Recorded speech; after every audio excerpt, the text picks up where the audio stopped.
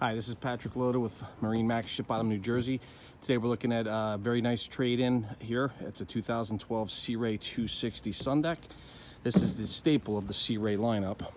We have nice aft seating here from when you're out at the sandbar hanging out. Great all-around model to do a little bit of everything with it. Nice walk-through transom. A little bit of a wet bar here. Sink. Nice shot of the helm. Has a Garmin GPS dealer installed.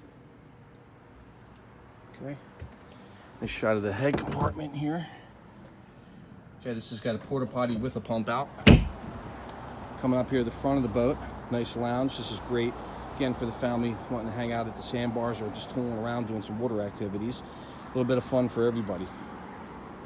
A lot of seating. This will make a nice sun pad. Great shot here. Nice high windshield. This also has a double bimini top. Big storage locker here in the floor. Dual helm chairs with the thigh-rise seating, which will flip up like that. Very easy to get in and out and maneuver around the dock. Nice L-shaped seating back here. Okay.